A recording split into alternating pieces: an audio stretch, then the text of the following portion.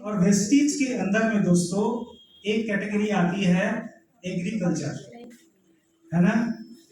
जिनको देहात में बिजनेस को डेवलप करना है, एग्रीकल्चर से बढ़िया कोई प्रोडक्ट नहीं हो सकता। सब प्रोडक्ट बढ़िया है, one of the best product है हमारा इंडस्ट्री का वेस्टीज के अंदर में, सब प्रोडक्ट बढ़िया है। लेकिन सर एग्री का प्रोडक्ट लोगों को कनेक्ट जल्दी करती है देहात के अंदर में, am I right? Yes. और ये चीज हम गोपाल अग्रवाल सर से और हमारे एक बेस्ट पार्टनर है रत्नेश जी, इनसे इंस्पायर्ड होकर दोस्तों मैंने एग्री के ऊपर काम करना चालू किया।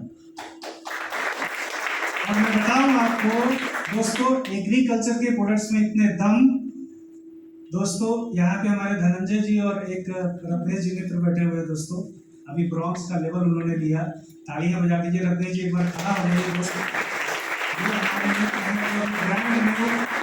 ब्रॉन्ज डायरेक्टर, साथ में भी प्रमोद जी वैशाली से यहाँ पे अपने टीम के साथ आए हुए हैं, बहुत सारे मनोज जी है, किसान जी है और कई सारे लीडरशिप है दोस्तों। चंद्रकांत जी यहाँ पे बैठे हुए हैं और मेनी मोर लीडर्स, बहुत सारे लीडर्स यहाँ पे। सरेंद्र मुखिया जी है, अभी आपने सर का स्पीच सुना। सर एग्री के ऊपर आप कैसे काम करते हैं, थोड़ा सा कुछ बताएंगे? Good morning friends. Good morning. सबसे पहले मैं परिचय दे दूं अपना। मेरा नाम गोपाल अग्रवाल है।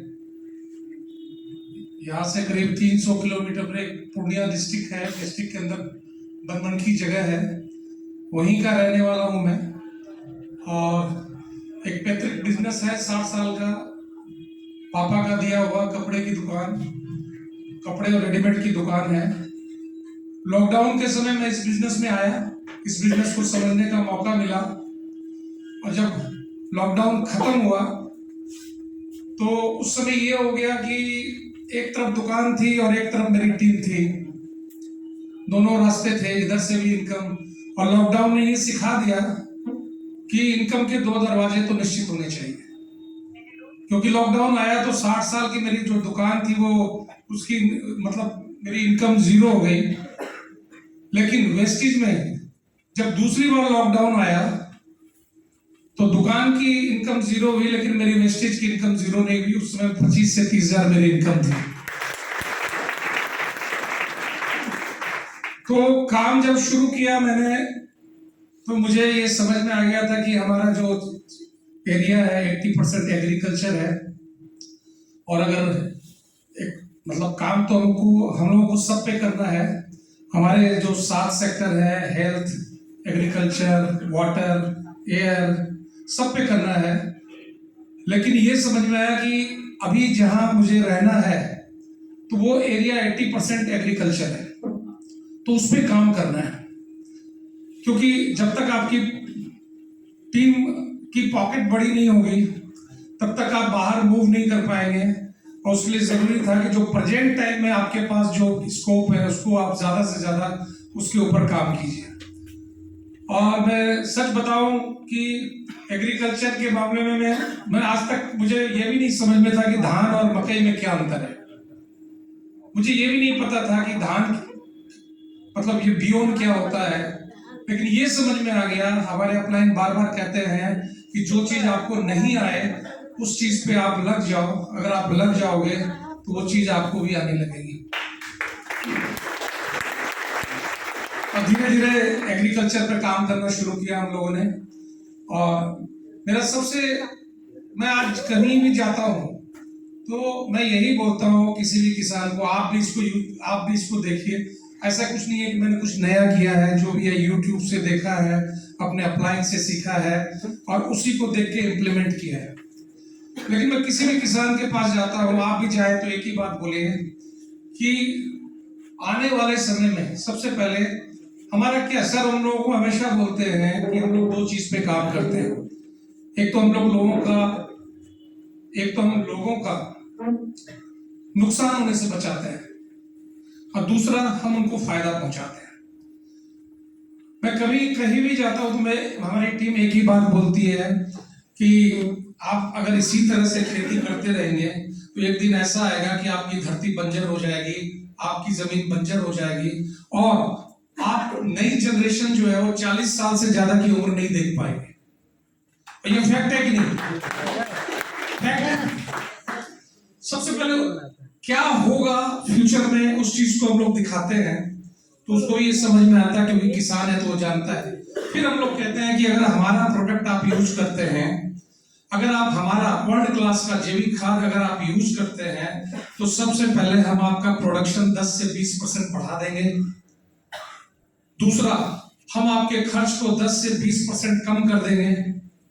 तीसरा, अगर लगातार आप 4 साल हमारा प्रोडक्ट यूज करेंगे तो आपकी मिट्टी पहले की तरह उपजाऊ हो जाएगी। आपके मिट्टी के अंदर में जो पोषक तत्व है वो एक्टिव हो जाएगा।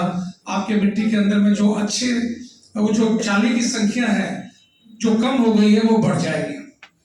कभी कभी वो बोलते हैं कि भाई ये तो महंगा पड़ेगा, ये ऐसा है, तो हम लोग इस तरह से बोलते हैं कि अगर सपोज कीजिए एक मकई की खेती, 1 एकड़ की मकई की जो खेती होती है उसमें आप मान के चलिए कि ये किसान का जो खर्च है करीब 12 से 13-14 हजार हो जाता है लेबर को छोड़ के। ठीक है, हमारे बीच में बहुत सारे किसान भी होंगे, क्या सही है ये? ठीक है, तो हम लोग ये बोलते हैं, देखिए सर, अगर आप हमारा प्रोडक्ट 1 एकड़ में शुरू से लास्ट तक यूज करते हैं तो हमारा जो प्रोडक्ट है वो आपको 7 से 8 हजार का पड़ता है, शुरू से लेके लास्ट तक, है ना। नैनोटेक वगैरह जो फाइनल जो होता है, हम लोगों को यही बोलते हैं कि भाई अगर 7 से 8 हजार का प्रोडक्ट अगर आप यूज करते हैं और अगर आप जो केमिकल यूज कर रहे हैं अगर 20% वो कम हो जाता है, अगर 12,000 का कोई यूज कर रहा है तो 20% का मतलब हो गया 25,000 रुपया, तो ऐसे ही कम हो गया उसका। सही बोल रहा हूं मैं? ठीक है, तो 2500 रुपया आपका जो आप रासायनिक खाद डाल रहे हैं, केमिकल डाल रहे हैं, वो कम हो जाएगा। दूसरा, हमारा एक्वाजेल अगर आप यूज करते हैं तो आप 2 से 3 पटवन आपकी जो है उसकी बचत हो जाएगी। एक पटवन पे 1500 से लेकर 2000 का खर्च आता है। क्या सही बोल रहा हूं मैं? तो यानी अगर 3000 रुपया पटवन में बच जाता है और 25 से 3000 रुपया अगर केमिकल का जो खाद डाल रहे हैं उसमें बच जाता है, तो यानी कितना हो गया? 5500 रुपया हो गया। तो ज्यादा कितना लगा? ज्यादा लगा 2500 रुपया। तो हम बोलते हैं कि भाई 2500 रुपया लगा के, 2500 रुपया लगा के अगर आपका प्रोडक्शन 10 से 20% बढ़ जाता है, मानिए 50 केजी बढ़ जाता है या 10,000 का ही प्रोडक्शन बढ़ जाता है और आपका खर्च कम हो जाता है और 4 साल के बाद आपका खेत उपजाऊ हो जाता है, आपको कोई केमिकल नहीं डालना पड़ता और जो बीमारी आपके घर में हो रही है, आज आप देखिए गांव में हवा शुद्ध है, पानी शुद्ध, और शहर के बनिस्बत तब भी गांव में हवा शुद्ध है, पानी भी है, लेकिन उसके बाद भी हर गांव में हर घर में बीमारी है। कारण क्या है? केमिकल। तो ये बात होती है और हम लोग इसको करते, आप भी थैंक यू जबरदस्त।